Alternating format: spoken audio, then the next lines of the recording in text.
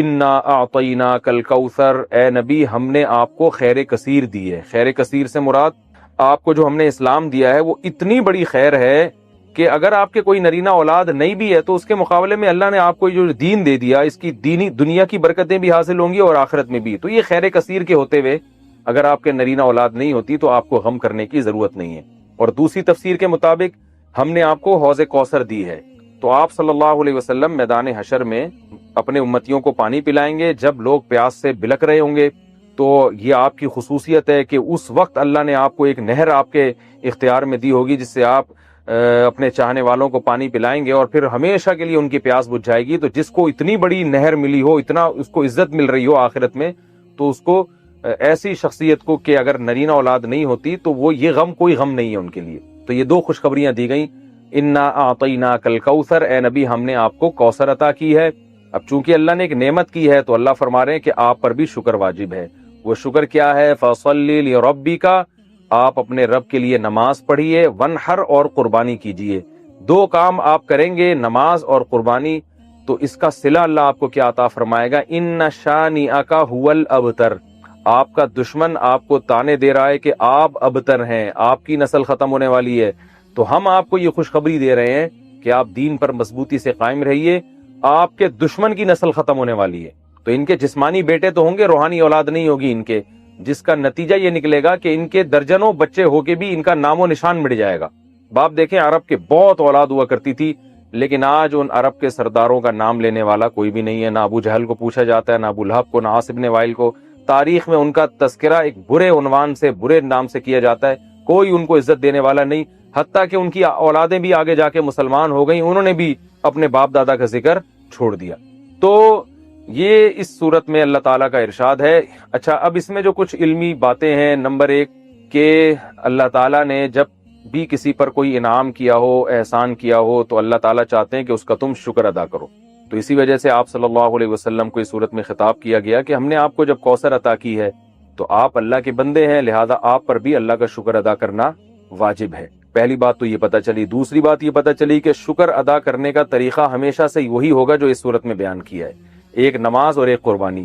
نماز ہمیشہ یاد رکھیں کہ لیبل ہے جسمانی عبادت کا، اور قربانی لیبل ہے مالی عبادت کا، کیونکہ جب آپ جانور، عرب میں اونٹ جو ہے نا، یہ بہت قیمتی مال تھا، تو اتنے قیمتی مال کو کاٹ دینا یہ بہت بڑی قربانی سمجھی جاتی تھی۔ تو مطلب کیا ہے کہ آپ نے اللہ کو راضی کرنے کے لیے اپنے جسم کو بھی کھپانا ہے جیسے کہ نماز میں کھپایا جاتا ہے، اور اپنے مال کو بھی قربان کرنا ہے جیسے کہ قربانی میں کیا جاتا ہے۔ تو مراد صرف نماز اور قربانی نہیں ہے، بلکہ یہ ایک لیبل ہے، اور قرآن کا یہ طریقہ رہا ہے کہ وہ جزیات کے ضمن میں اصول اور قاعدے بیان کرتا ہے، مثالوں سے پورا ایک جو ہے نا لا بیان کرتا ہے، قانون بیان کرتا ہے۔ تو یہاں بھی ایک قانون بیان کیا جا رہا ہے کہ شکر کا دو طریقے ہیں، ایک جسمانی عبادت بھی اور مالی عبادت بھی۔ مال بھی خرچ کرنا ہے اور جو ہے جسمانی عبادت بھی کرنی ہے۔ اب تمام جسمانی عبادتیں اس میں آ گئیں، کیونکہ نماز سب سے اہم ہے اس لیے اللہ نے اس کو ذکر کیا، اس میں روزہ بھی آ گیا، اس میں حج بھی آ گیا، اور اس میں جو کچھ بھی ہم اللہ کے لیے اپنے جسم کو کھپاتے ہیں سب کچھ آ گیا۔ اور مال میں تمام مالی عبادتیں آ گئی، زکوٰۃ بھی آ گیا، فطرانہ بھی آ گیا، اور اللہ کی مخلوق کو اللہ کو خوش کرنے کے لیے اللہ کی مخلوق کو کھانا کھلانا، یعنی ہر وہ عبادت جس میں قربانی کا عنصر ہو۔ تو قربانی یعنی مالی قربانی کا عنصر ہو، تو مالی قربانی جو ہے وہ غریبوں کو کھانا کھلا کے بھی حاصل ہوتی ہے، رشتہ داروں پہ خرچ کرنا اور ضرورت مند کو قرضہ دینا، یہ تمام کی تمام چیزیں اس میں داخل ہیں۔ تو یہ بھی اس آیت سورت سے ہمیں پتہ چلتا ہے، اور یہ تو دوسری بات ہوئی۔ اور تیسرا جو سبق ہمیں اس سورت سے ملتا ہے وہ یہ ملتا ہے کہ جب آپ اللہ کا شکر ادا کرتے ہیں اور آپ اللہ کے حکام کو فالو کرتے ہیں تو روحانی نسل بہرحال آپ کی ہی بڑھتی ہے، اور اگر آپ اللہ کا شکر ادا نہیں کرتے تو آپ کی اولاد بھی آپ کو بھول جاتی ہے، جیسے کہ اولادیں تو ملی مشرکین مکہ کو مگر کوئی ان کو یاد نہیں رکھتا۔ تو آج بھی ہم دیکھتے ہیں کہ دینداروں میں یہ چیز نظر آتی ہے، ان کی اولادیں والدین کے مرنے کے بعد موت تک ان کے لیے دعائیں کرتی ہیں، موت تک صدقہ خیرات کرتی رہتی ہیں، پھر آگے نسلیں پیدا ہوتی ہیں وہ بھی اپنے باپ دادا کے لیے مغفرت کی دعائیں مانگتے رہتے ہیں۔ لیکن جو زیادہ نام نہاد لبرل لوگ ہیں وہ اپنی اولادوں پہ بڑا خرچ کرتے ہیں، مگر ہم دیکھتے ہیں کہ جب ان کے والدین کا انتقال ہوتا ہے تو اولادیں چند دنوں میں ان کو بھول جاتی ہیں۔ جتنا دین سکھایا ہوگا آپ کی اولاد آپ کو اتنا ہی یاد رکھے گی، اور آپ کی نسلیں آپ کو اتنا ہی یاد رکھیں گی، اور جتنا آپ نے اپنی اولاد کو دین سے دور کیا ہوگا تو آپ کی اولاد وراثت تو دبا کے لے گی آپ سے، سارے فائدے اٹھائے گی مگر آپ کو یاد نہیں رکھے گی۔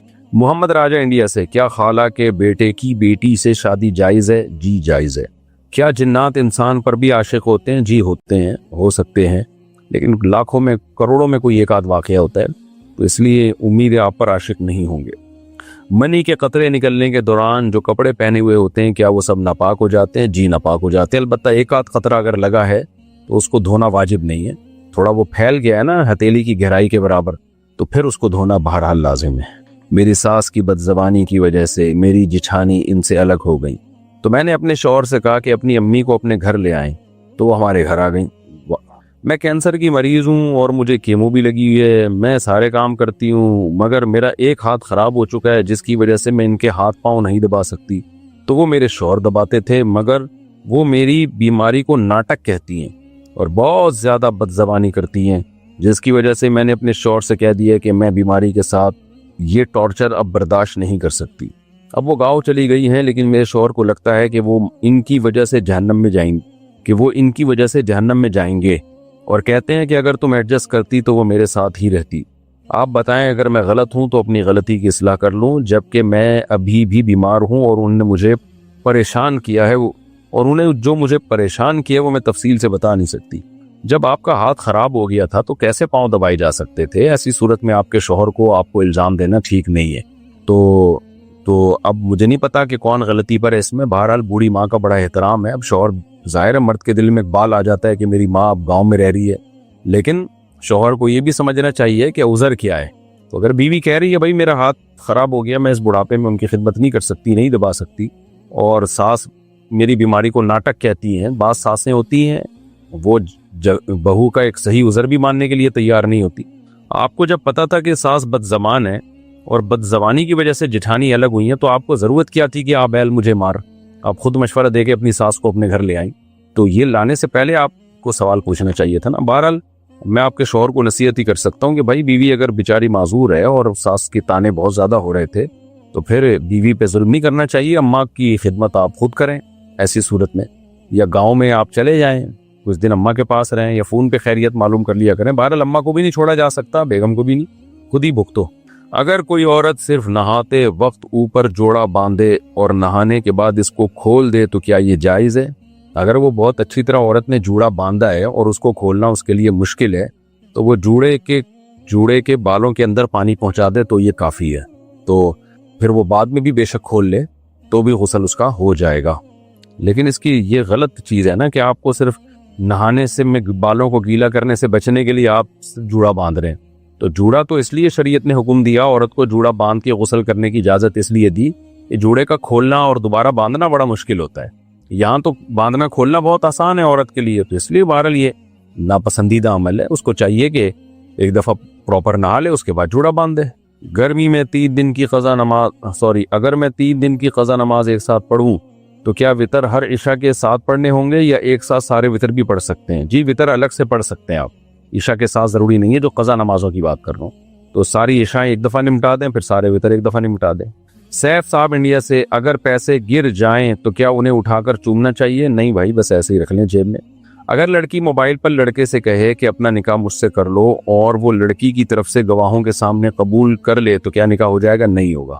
خاتون نے پوچھا ہے جی میرے شوہر تمباکو کھاتے ہیں اور مجھے اس کی بو سے نفرت ہے، جب وہ تمباکو کھاتے ہیں تو میرا ان سے بات کرنے کا بھی دل نہیں چاہتا، میں کیا کروں؟ وہ آپ کا بیان بھی شوق سے سنتے ہیں، آپ ان کو بتائیں نبی صلی اللہ علیہ وسلم نے فرمایا المسلم من سلم المسلمون بلسانہ ویدہ، نبی نے فرمایا مسلمان وہ ہے جس کی زبان اور ہاتھ کے شر سے دوسرے مسلمان محفوظ رہیں۔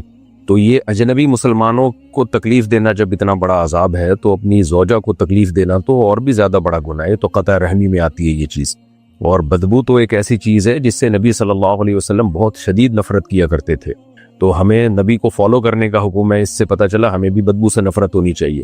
تو اگر شوہر کو تمباکو کھانے کی عادت ہے بھی تو ان کو چاہیے کہ وہ گھر میں جب گھر سے باہر جا کے کھا لیا کریں، یہ کہیں کونے پہ بیٹھ کے کھا لیں، اس کے بعد منہ اچھی طرح دھوئیں، صاف کریں تاکہ اس کی اسمیل منہ میں نہ رہے۔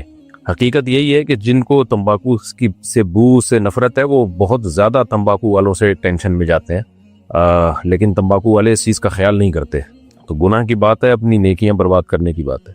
مصلی پر ایک طرف موبائل رکھ کر نماز پڑھنا کیسا ہے؟ کہاں رکھیں بھائی, ایک طرف ہی پڑھ کے نماز پڑھتے ہیں, موبائل رکھ کے نماز پڑھتے ہیں, دو طرف تو رکھ نہیں سکتے میرا خیال ہے. بہرحال ایک طرف رکھ لیں, نماز پڑھ لیں, کچھ نہیں ہوتا. شبینہ اعظمی انڈیا سے, اگر کوئی طلاق شدہ عورت شدید مجبوری کی وجہ سے عدت نہ گزار سکے تو اس کے بارے میں کیا حکم ہے؟ مجبوری لکھ کے بھیجتی تو میں بتاتا, عدت تو گزارنا بہر صورت لازم ہے. البتہ کسی کوئی بہت ہی غریب عورت ہے, شوہر نے اتنی وراثت بھی نہیں چھوڑی کہ اس کے 4 مہینے 10 دن تک کھانے پینے کا کوئی انتظام ہو جائے, تو ایسی صورت میں پھر وہ طلاق یافتہ عورت کمانے کے لیے مجبوری میں نکل سکتی ہے, بغیر زینت کے نکلے, کمائے, اور جو ہے وہ دن دن میں کمائے, اور پھر فوراً جیسے ہی ٹائم ختم ہو فوراً واپس آ جائے, یعنی کمانے کا جو بھی اس کا ٹائم تھا وہ فوراً واپس آ جائے. تو شدید مجبوری کا مطلب ایسی مجبوری میں عدت تو پھر بھی گزارنی پڑے گی, لیکن کس طرح سے گزارنی پڑے گی وہ شریعت نے تخفیف کر دی ہے, اس میں آسانی کر دی ہے. تو لیکن عورت پر عدت بہرحال گزارنا شوہر کے گھر لازم ہے. میں شادی شدہ ہوں اور ہماری شادی کو 10 سال ہو چکے ہیں. میں اپنے شوہر سے بہت خوش ہوں, مگر میرے والدین میرے شوہر سے بہت لڑتے ہیں اور مجھے ان کے خلاف جھوٹی باتیں بتاتے ہیں, اور مجھے کہہ رہے ہیں کہ تیرا شوہر ہمیں کھا گیا اور تو ہمارے لیے مر گئی. مجھے کیا کرنا چاہیے؟ پہلی دفعہ سنا ہے کہ جی بیوی اپنے شوہر سے خوش ہے لیکن بیوی کے والدین خوش نہیں ہیں داماد سے. تو دیکھیں آپ کے شوہر نے کیا کیا ہے. ایسا تو نہیں ساس سسر سے پیسے لے کے کھا گئے ہوں. اگر وہ پیسے لے کے کھا گئے ہوں تو پھر ساس سسر کا داماد سے اختلاف ٹھیک ہے. بعض داماد ایسے ہوتے ہیں گھننے بن کے کھا جاتے ہیں سب کچھ, اور ساس سسر مجبور ہوتے ہیں اپنی بیٹی کی وجہ سے, سسرال والے وہ کچھ کر نہیں سکتے داماد کے خلاف, ان کو ڈر ہوتا ہے بیٹی کو نہ چھوڑ دے. تو اس طرح سے بعض دفعہ مسائل ہوتے ہیں, لیکن ساس سسر کو چاہیے تھا پیسے ہی نہ دیتے داماد کو, اگر پیسوں کا پھڈا چل رہا ہے. اگر بہرحال پیسوں کا نہیں ہے تو پھر ان کا کیا لینا دینا بھائی ان کے پرسنل معاملات میں. تو آپ کو چاہیے آپ اپنے شوہر کو فیور دیا کریں, کیونکہ شادی کے بعد عورت پر اس کے شوہر کا حق اس کے والدین سے زیادہ ہے. ہمیں آخرت کے لیے کون سی نیکیاں جمع کرنی چاہیے؟ ایک فرض نماز سے کتنی نیکیاں ملتی ہیں؟ دیکھیں ہمیں ہر طرح کی نیکیاں جمع کرنی چاہیے. نیکیوں کی مختلف قسمیں ہیں. نماز میں الگ طرح کا ثواب ملتا ہے, روزے میں الگ طرح کا ثواب ملتا ہے. حدیث میں آتا ہے ایک دروازہ ہی اللہ نے روزے داروں کے لیے جنت میں خاص کر دیا ہے, جس کا نام ہے باب الریان, جو سیراب کرنے والا. تو ہر نیکی کا ایک الگ ثواب ہے. صدقہ اللہ کے غضب کو ٹالتا ہے, یہ بھی تو صدقے کا ثواب ہے. اللہ کے غضب کو ٹھنڈا کرنا ہے, کوئی گناہ غلطی سے ہو گیا آپ سے, توبہ استغفار بھی کریں اور صدقہ کریں, کیونکہ جو اللہ کو غضب آیا نا گناہ کی وجہ سے, وہ صدقے سے ٹھنڈا ہوتا ہے. غریب کی مدد کریں گے, اس کا پیٹ بھریں گے بھوکے کا, تو اللہ کو بھی آپ پہ ترس آئے گا قیامت کے دن. تو بہت ساری نیکیاں, اس لیے علماء کہتے ہیں ہر طرح کی نیکیاں جمع کرنی چاہیے ہمیں. نماز کی بھی, نفل نماز کی بھی, صدقے کی بھی, تلاوت کی بھی, ماں باپ کے ساتھ حسن سلوک کی بھی, رشتہ داری جوڑنے کی بھی. تو ہر نیکی کی الگ حیثیت ہے. انصاف قائم کرنے کے لیے ظالموں کی ٹارگٹ کلنگ کرنا کیسا ہے, جبکہ قانون بھی ان کا کچھ نہیں بگاڑ سکتا ہو؟ دیکھیں جس شخص کے بارے میں 100% یقین ہو کہ یہ ڈکیتیاں کر رہا ہے, لوگوں کو قتل کر رہا ہے, اور قانون اپنی ذمہ داری پوری نہ کر رہا ہو, اور عوام میں سے کسی نے اٹھ کے اس کو قتل کر دیا, تو آخرت میں اس شخص پر کوئی گناہ نہیں ہوگا بلکہ ثواب ملے گا. لیکن عوام کو اس طرح کی اجازت اس لیے نہیں دی جاتی کہ عوام پھر اپنی ذاتی دشمنیاں بھی نکالنا شروع کر دیتی ہے. آپ نے کسی کو مار دیا ذاتی دشمنی کی بیس پہ, کل مفتی کے سامنے بیان دو گے یا کسی کے سامنے بیان دو گے کہ بھائی یہ تو ڈاکو تھا. تو اس لیے انتظامی معاملات کی وجہ سے عوام کو منع کیا جاتا ہے. لیکن آخرت میں اس کو اگر 100% یقین تھا نا کہ یہ واقعی ڈاکو ہے اور لوگوں میں فساد پھیلا رہا ہے, اور فساد کا مطلب زبان کا فساد نہیں بلکہ قتل و غارت کر رہا ہے, جیسے بعض علاقوں میں ہوتے ہیں کچے کے ڈاکو اور اس ٹائپ کے ڈاکو جو ہے نا, تو وہ لوٹ مار مچائی بھی ہوتی ہے اور حکومت ان کا کچھ بگاڑ ہی نہیں سک رہی ہوتی, یا سختی چاہتی نہیں ہے حکومت ان کو ختم کرنا. تو دونوں صورتوں میں عامی آدمی میں سے کسی نے اگر اس کو قتل کر دیا تو آخرت میں بہرحال حساب نہیں ہوگا. لیکن دنیا میں اگر آپ پکڑے گئے قانون کے ہاتھوں تو قانون تو پھر آپ کو جو بھی ملک کا قانون بنا ہوا ہے وہ سزا دے سکتا ہے. لیکن آخرت میں بہرحال نہ صرف یہ کہ عذاب نہیں ہوگا بلکہ بہت زیادہ ثواب ہوگا عوام کو ایک عذاب سے بچانے کا. لیکن پھر میں بتا دوں کہ لوگوں کو مشورہ نہیں دیا جا سکتا قانون ہاتھ میں لینے کا. مشورے سے نقصان یہ ہوگا کہ پھر لوگ جری ہو جائیں گے, بے گناہ لوگوں کو بھی قتل کرنا نہ شروع کر دیں اس بہانے. اور گورنمنٹ جب پکڑے گی تو گورنمنٹ تو پھر یہ آپ سے جو بھی گورنمنٹ لا ہے اس کے حساب سے حساب و کتاب کرے گی. ہمارے والد بہت غصہ کرتے ہیں اور ہر چیز پر ڈانٹتے ہیں, جبکہ باہر کے بچوں کے ساتھ بہت اچھے رہتے ہیں. ہمارا دل بہت دکھتا ہے جب ہم دوسروں کو دیکھتے ہیں کہ والد اور بچے آپس میں اچھے رہتے ہیں. جبکہ ہم دوسروں کو دیکھتے ہیں کہ والد اور بچے آپس میں اچھے سے رہتے ہیں. آپ ہماری رہنمائی فرمائے. مجھے بڑی حیرانگی ہوتی ہے بچوں پہ والد کو غصہ آتا کیسے ہے. بچے تو اتنی اٹریکٹیو چیز ہیں, چھوٹے بچے, دل چاہتا ہے ان کو پیار ہی کرتے رہو. میں تو اکثر لوگوں سے کہتا ہوں ہمارا تو دل ہی نہیں کرتا کہ بچے بڑے ہوں بھائی. لوگ کہتے ہیں نا جلدی بڑے ہو جائیں, میرا دل چاہتا ہے چھوٹے ہی رہیں. کیسے پننے سے ہوتے ہیں, ایسی پیاری پیاری باتیں کر رہے ہوتے ہیں, کھیل کیسے, بچیاں کیسا اچھا کھیل رہی ہوتی ہیں آپس میں. آپ بچیوں کو کھلونے لا کے دے دیں کچن کے, کیسے کھیل رہی ہوتی ہیں, میں بریانی بنا رہی ہوں, میں آٹا گوندھ رہی ہوں, میں چائے بنا رہی ہوں, آپ آپس میں لگی رہتی ہوں. لڑکے بھی کیسا ماشاءاللہ کھیل رہے ہوتے ہیں ادھم مستیوں میں. تو بچہ تو اس قابل ہی نہیں ہے کہ اس کو ڈانٹا جائے. تو اس لیے والد کو چاہیے اپنے بچوں سے محبت کرے, ان میں کھیلے. ٹھیک ہے تھوڑا روب بھی قائم رکھے تاکہ وہ باپ ہی نہ بن جائیں گھر میں. روب ہم انگریزوں کی طرح بھی قائل نہیں ہے کہ ان کو کچھ کہا ہی نہ جائے. تو کوئی واقعی بات ہو تنبیہ کرنے کی تو بچوں پہ تھوڑی سی سختی بھی کی جا سکتی ہے, لیکن نارملی بچہ سختی کے لائق نہیں, محبت کے لائق ہی ہوتا ہے. تو بہت افسوس ہوتا ہے کہ ماں باپ اپنے بچوں کو سے محبت نہیں کر رہے, باپ جو ہے وہ اپنے بچوں کو ٹائم نہیں دے رہا, محبت نہیں کر رہا. تو ان کو چاہیے کہ آ کے بیٹھا کریں, گپ شپ لگایا کریں.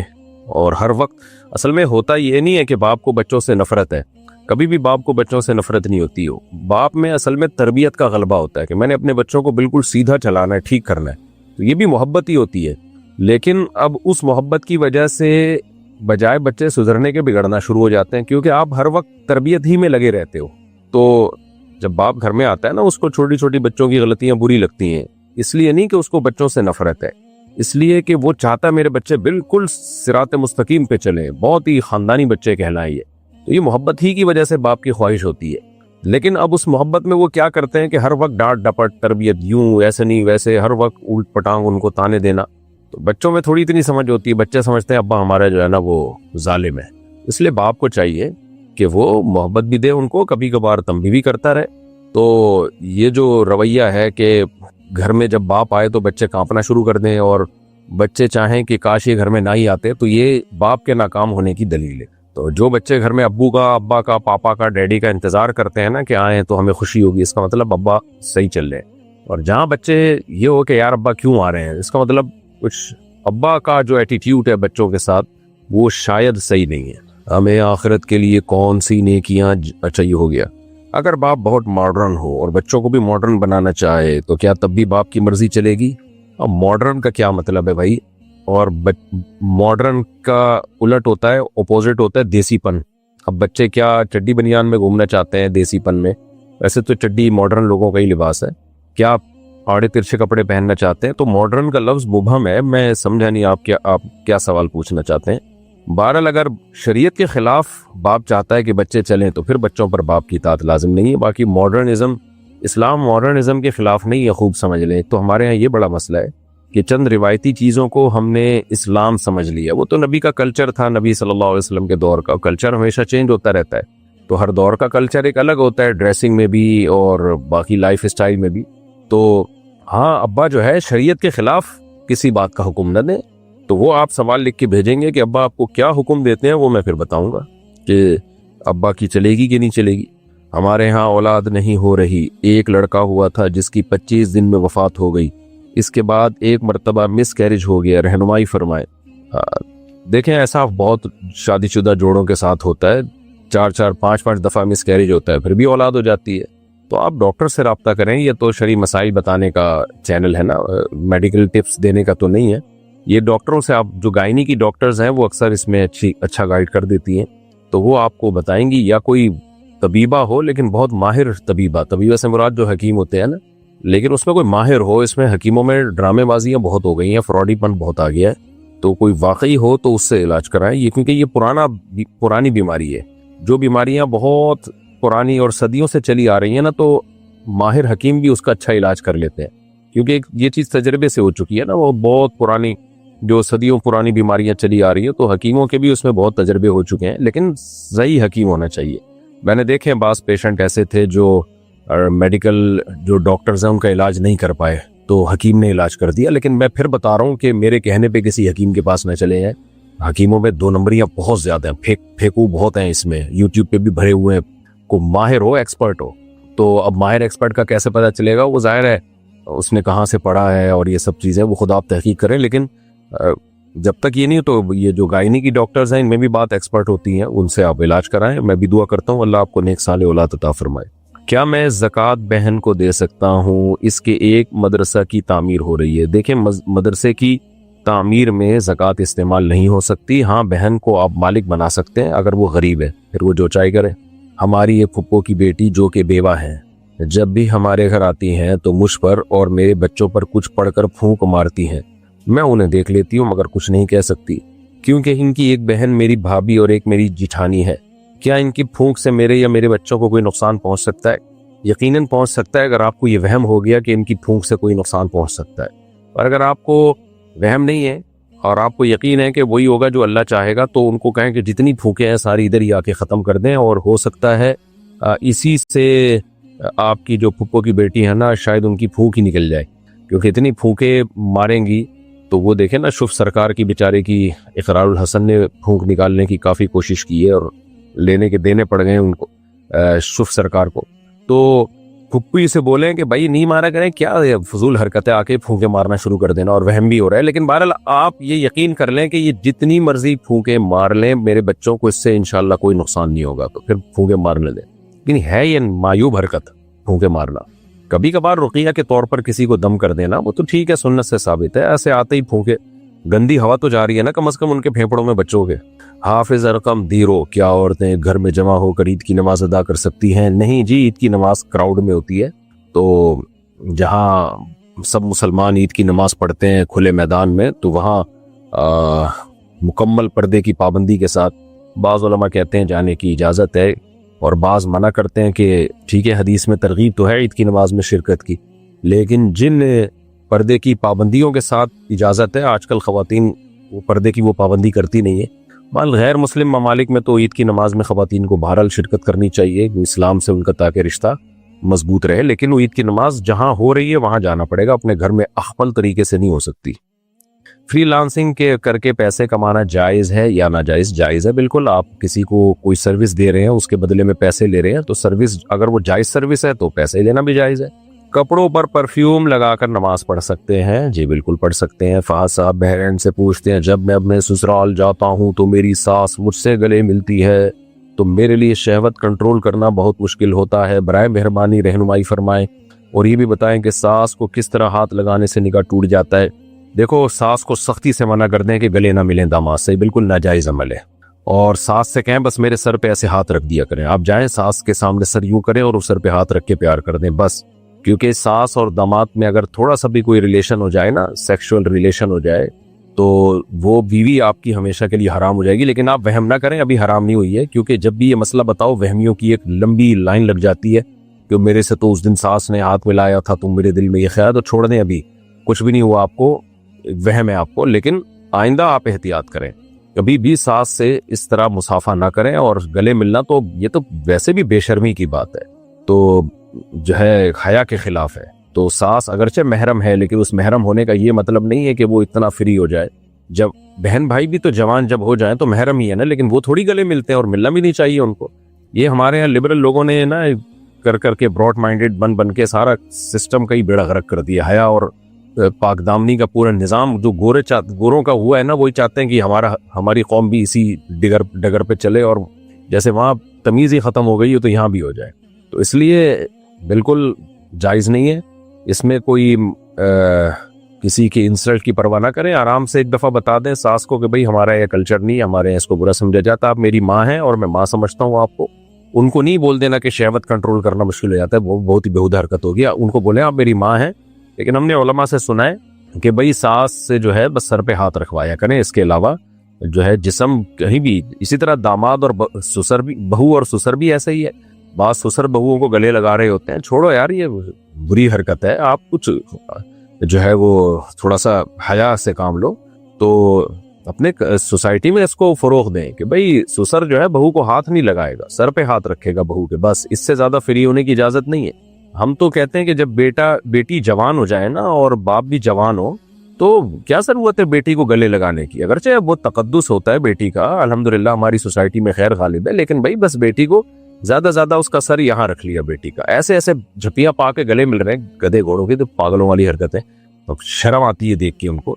تو بیٹی جوان ہو جائے، اس کا سر یہاں رکھ دیا کندھے پہ، ایسے تھپکی دی، بہت اچھی بات ہے، باپ بیٹی کی محبت ہوتی ہے، تو اس میں جو ہے وہ حیا کے بھی تو خلاف ہے. میں نہیں کہہ رہا باپ کی کوئی بیٹی پہ غلط نظر ہوتی ہے, لیکن کچھ چیزیں حیا کے بھی تو تقاضے ہوتے ہیں نا, گلے مل رہے ہوتے ہیں. اور سسر بہو کا تو بہت ہی مسئلہ ہے, کیونکہ وہاں تو رشتہ حرام ہونے کا خطرہ ہوتا ہے. تو اس لیے سسر بھی اپنی بہو کے سر پہ بس ہاتھ رکھے, بس اس سے زیادہ نہیں, فری ہونے کی کوشش نہ کرے.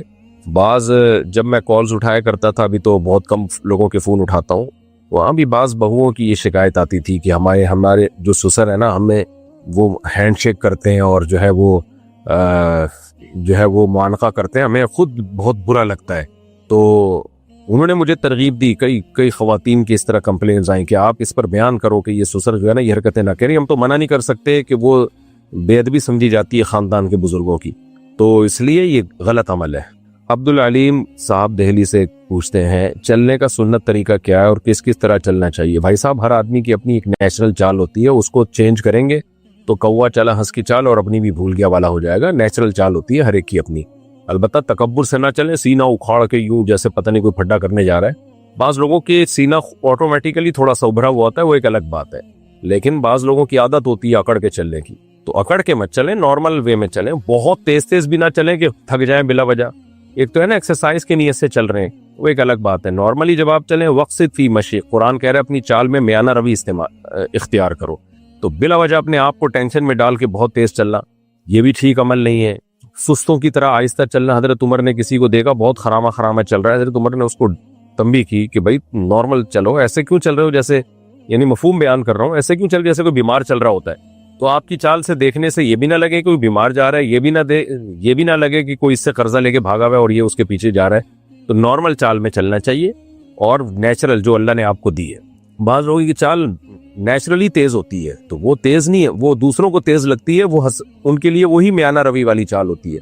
تو ہر ایک کو اللہ نے ایک الگ چال دی ہے, اس کو اسی کے مطابق چلنا چاہیے. بہت تیز نہیں, بہت ہلکا نہیں, تکبر والی چال نہیں. لا تمشی فی الارض مرحا, اللہ کہتے ہیں زمین پہ اکڑ کے مت چلو.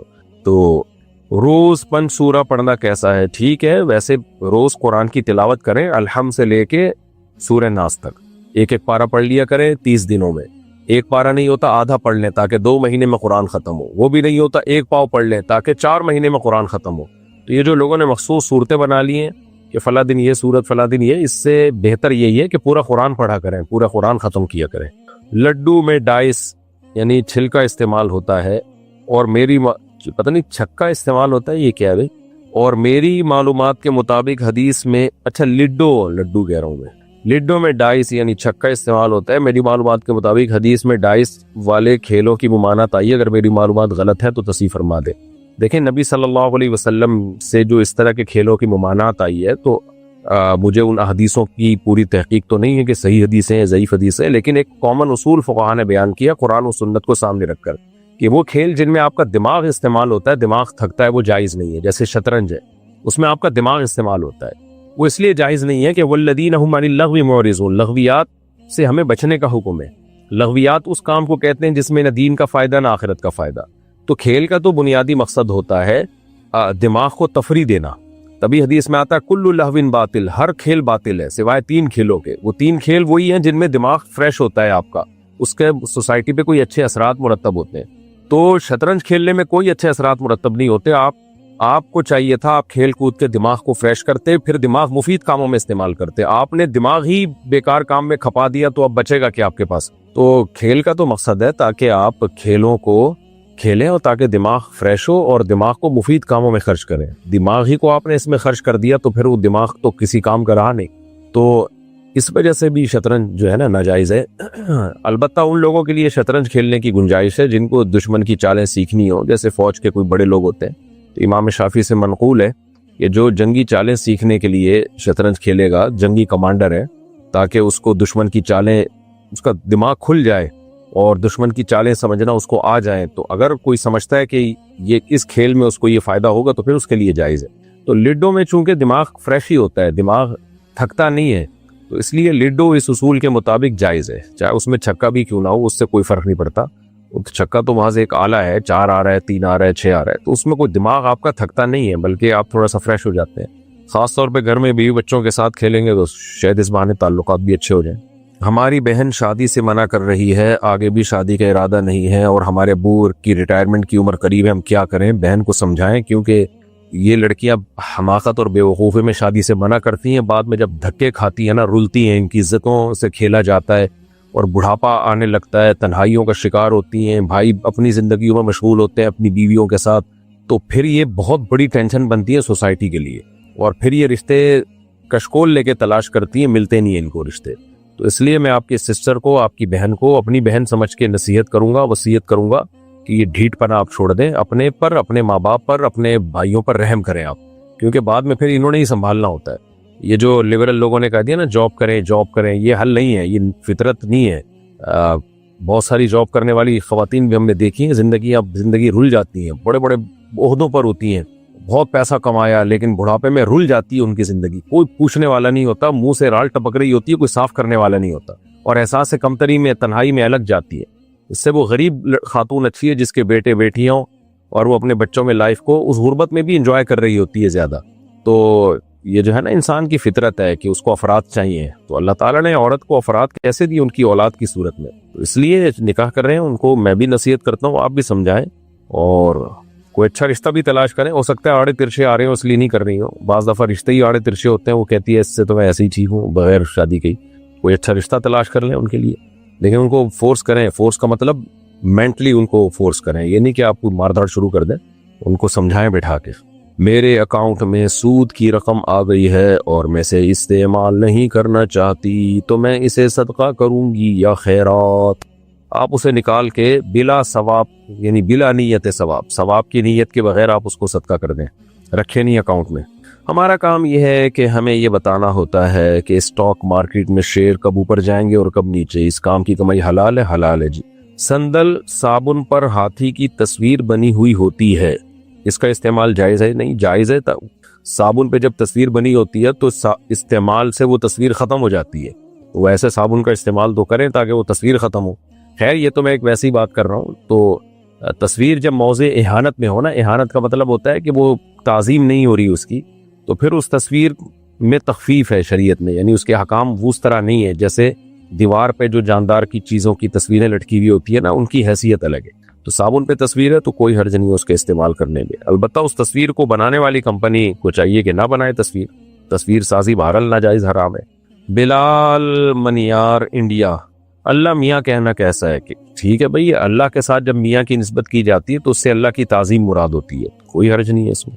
اللہ کا کلام مخلوق نہیں ہے، اس کا کیا مطلب ہے؟ اس کا مطلب یہ ہے کہ دیکھیں، جو جس کی صفات ہوتی ہے نا وہ مخلوق نہیں ہوتی، وہ مخلوق ہمیشہ بعد میں پیدا ہوئی ہے، مخلوق کہتے ہیں جس کو بنایا جائے، حادث ہوتی ہے، اور اللہ کی تمام تر صفات جب سے اللہ ہے اسی وقت سے اللہ اپنی صفات کے ساتھ ہے، تو اللہ چونکہ ہمیشہ سے ہے لہذا اس کی صفات بھی ہمیشہ سے ہے، تو کسی بھی شخص کا کلام جو ہے نا وہ اس کی صفت ہوتی ہے، جیسے رحمت ہے، غضب ہے، یہ ساری صفات جب سے میں ہوں میرے ساتھ ہیں یہ صفات، تو اللہ بھی جب سے ہے تو اس کی صفات بھی ہمیشہ سے ہیں، تو اللہ کا جو کلام ہے چاہے وہ تورات کی صورت میں ہو، انجیل کی صورت میں ہو، قرآن کی صورت میں ہو، جو اصل کلام ہے نا اللہ کا وہ ہمیشہ اللہ کے ساتھ ہے، تو اس لیے وہ مخلوق نہیں ہے بلکہ اللہ کی وہ صفت ہے۔ ہاں جب وہ صفت ہم نے اس کلام کو اپنے قلم سے لکھا اور کتابوں میں محفوظ کیا تو وہ پھر مخلوق ہے، لیکن جو اصل کلام ہے جو اللہ کی ذات سے نکلا ہے، بلا کیفیت، کلام اللہ بدا منہ بلا کیفیت، اللہ سے ظاہر ہوا ہے جس کی کیفیت ہمیں معلوم نہیں ہے، تو وہ ہمیشہ سے ہے۔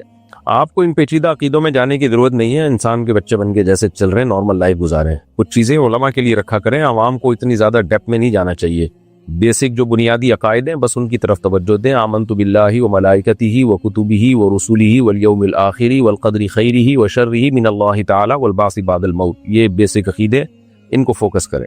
عدنان صاحب سعودی عرب سے، ہم نے 5 لاکھ سود پر قرض لے کر مکان خریدا، اب وہ ہمیں 6 لاکھ منافع دے رہا ہے، ہم کہہ رہے ہیں کہ مکان بیچ دیتے ہیں، مگر والدہ کہہ رہی ہے مکان نہیں بیچیں گے اور کمیٹی ڈال کر سود بھر لیں گے، رہنمائی فرمائیں۔ سودی لین دین جو آپ نے کیا وہ حرام کیا، چونکہ آپ نے سود پر قرضہ لے کے مکان خریدا تو یہ ناجائز اور حرام عمل تھا، اس پہ توبہ استغفار کریں۔ باقی اب آپ مکان بیچ کس کو رہے ہیں؟ جس سے قرضہ لیا ہے اسی کو بیچ رہے ہیں، تو بیچنا تو جائز ہے، اس کو کسی کو بھی بیچ سکتے ہیں آپ، لیکن جتنے میں لیا اس سے کم قیمت پہ نہیں بیچ سکتے جب تک پوری قیمت ادا نہ ہو جائے۔ تو 6 لاکھ منافع دے رہا ہے تو اس کو بیچ سکتے ہیں۔ باقی یہ کہ والدہ کہہ رہی ہے مکان نہیں بیچیں گے، کمیٹی ڈال کر سود بھر لیں گے، غلط، والدہ کی اطاعت اس میں جائز نہیں ہے، سود جتنا جتنا دیں گے اتنا اتنا گنہگار ہوں گے آپ۔ تو اگر مکان بیچ کے آپ اس کی قیمت ادا کر سکتے ہیں تاکہ مزید سود لگنے سے بچ جائے تو ایسا کر لیں آپ۔ بیوی کو داڑھی نہیں پسند تو کیا داڑھی کاٹ لوں یا بیوی کا طلاق کا مطالبہ پورا کر دوں؟ میں بس واجبی سا مسلمان ہوں لیکن دیندار بننے کی کوشش کر رہا ہوں۔ داڑھی نہیں پسند ہے اور وہ طلاق کا مطالبہ کر رہی ہے تو بیگم کو طلاق دے دیں، آپ داڑھی نہ کاٹیں۔ آپ ہو سکتا ہے میرے اس جواب پہ لوگوں کو اعتراض ہو، لو داڑھی کے چکر میں بیوی سے ہاتھ دھو بیٹھے۔ بھائی صاحب وہ اتنی ڈھیٹ ہے کہ وہ کمپرومائز کرنے کے لیے تیار نہیں ہے اور طلاق لے کر اپنی زندگی برباد کر رہی ہے۔ تو جب ایک عورت کو خود خیال نہیں ہے کہ بھائی تمہیں داڑھی پسند نہیں ہے لیکن شوہر کی خاطر برداشت کر لو، اللہ کی خاطر نہیں برداشت ہو رہا، تو شوہر کی اتنی بھی بری چیز نہیں ہے نا داڑھی عورت کی نظر میں جتنی وہ سمجھ رہی ہے، تو اللہ کی خاطر نہیں برداشت ہو رہا، شوہر کی خاطر برداشت کر رہو۔ تو اگر شوہر بھی اتنا پسند نہیں ہے کہ داڑھی جو ہے نا وہ شوہر جائے بس داڑھی نظر نہ آئے، تو پھر میرا خیال ہے یہ بہت زیادہ حد سے تجاوز ہو جاتا ہے۔ پہلی کوشش تو یہ کرے کہ داڑھی رکھیں اور طلاق نہ دیں، اس کو آرام سے محبت سے سمجھائیں، پھر بھی نہیں مانتی تو پھر داڑھی نہیں کاٹی جائے گی، طلاق کا مطالبہ پورا کر دیا جائے گا۔ محمد آفتاب انڈیا سے، جمعے کے دن ایک مسجد میں 2 جماعتیں ہوتی ہیں کیونکہ مسجد میں جگہ کم ہونے کی وجہ سے کچھ لوگ جماعت سے رہ جاتے ہیں، کیا یہ صحیح ہے؟ اور اگر دوسری جماعت میں صرف 10 سے